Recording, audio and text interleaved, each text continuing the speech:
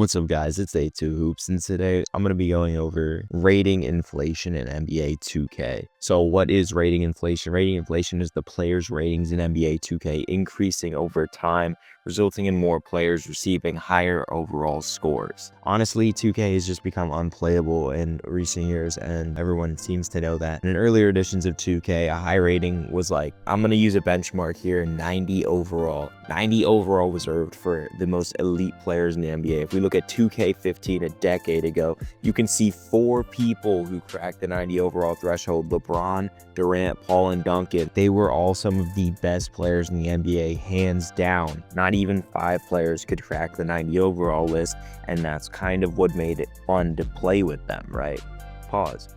Looking at NBA 2K25, you can see 19 players with a 90 overall, and you can keep scrolling and see how many 89s there are. There are so many highly rated players. More teams than not have a 90 overall on their team, as opposed to when it used to be like rare to have a 90 overall. Player ratings are meant to reflect on the player's abilities as a whole, derived from their attributes, which are measures of their skills on the court. But the ratings get inflated when money and marketing get involved due to the hype. And the best example that I can think of this would be rookies coming into the league. So if we look at LeBron James coming into 2K4, he was the most hyped high school prospect of all time. 2K gave him a 78 overall, which for that standard at the time was insane to give a rookie a 78.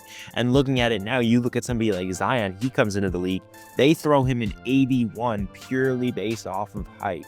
And then Victor comes into the league off a similar amount of hype, gets an 84. And then speaking of LeBron, he is currently rated higher in this year's 2K than he was in 2K16 when he was the best player in the league. Now let's look at why rating inflation keeps happening, especially with rookies, right? 2K inflates these ratings knowing it's going to generate hype amongst fans, like Wembanyama coming into the NBA at 84, and everyone's like, oh my god, this has never happened before, we've never had an 84 rookie. And damn near every time 2K asks an NBA player, what do you think their rating, or what do you think your rating is? Right? And their response, like, I could throw up a clip here.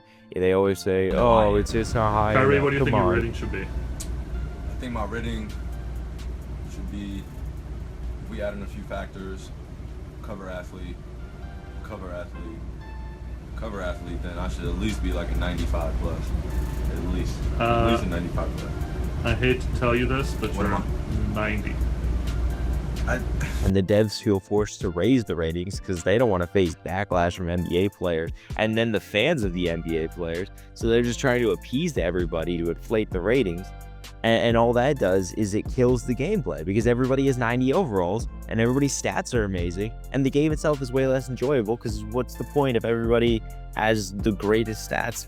Where's the comparison? And you might be wondering, well, what's the fix? Well, there's so many fixes, first of all, but in my opinion, there's one fix that you could do is you could just say X overall, like so 90 overalls are only for mid and postseason ratings, rather than players coming into the game as like a 97, you have to earn the 97, you come in at like cap 90 or something. Or like you could use NBA awards as like rough thresholds. You could say like if you're an all-star, your minimum would be like an 87. If you're all NBA, it would be 89. And then MVPs, you have to be minimum 94.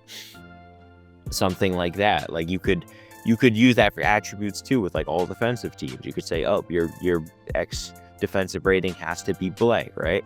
And then if we look at my team, which is easily where you can see this problem, it affected it the hardest. This ratings inflation basically killed my team. Like it's microtransactions and ratings inflation. And those are so interconnected that both of those combined basically killed my team, right?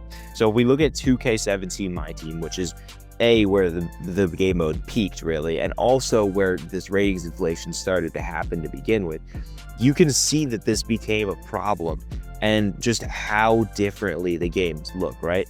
Do you know how you got a 99 overall card in 2K17? You couldn't buy it because all of the 99s were reserved for rewards, which means the game, there was like a fun gameplay mechanic to it, right?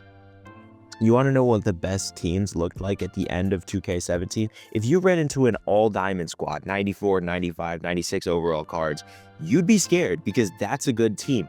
Nowadays, you go into my team, and if we're like towards the end of the cycle, if somebody has an all 99 squad, that's not even surprising. It's not even something you look twice at, right?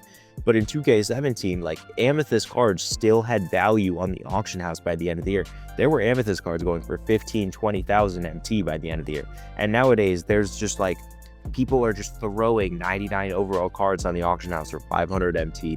They're literally just quick selling them because they have no value. Like, personally, when I pulled the diamond Jason Terry, I was freaking out in 2K17, even though that was one of the worst diamonds. But if you gave me the best card in the game in 2K25, I probably wouldn't really react at all. And some people might argue that rating inflation in 2K just reflects the reality of the modern NBA, where it's like scoring is at an all-time high. And don't get me wrong, I can see that this is beyond 2K's rating inflations. This is scoring inflation in the NBA, right? Players are putting up historic numbers, points, assists, and three-pointers. There are records being broken every other week, it feels like. And the game has shifted towards offense in a way we've never seen before. But if that's true, that the offensive explosion has changed how we evaluate players, 2K ratings need to reflect this. Like, we need to prioritize scoring ability over defense or other aspects of the game.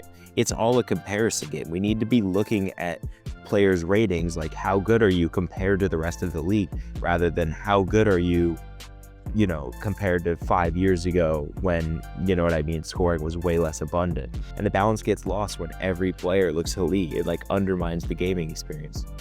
Overall, ratings inflation might seem harmless, it's just numbers, right? But it fundamentally changes how we experience NBA 2K. The excitement of pulling a rare card or seeing a late player with a 90+ rating loses its magic when there's just 20 of them in the game already. To keep it fun and competitive, you need to have good and bad players, good and bad teams. It's just, there's too much. There's no bad teams. Every team is just good, and that kind of ruins the fun, right? Because now the difference from good to great is being blurred, and that's a problem. And that's all I got for this video. Thank you so much for watching, and peace.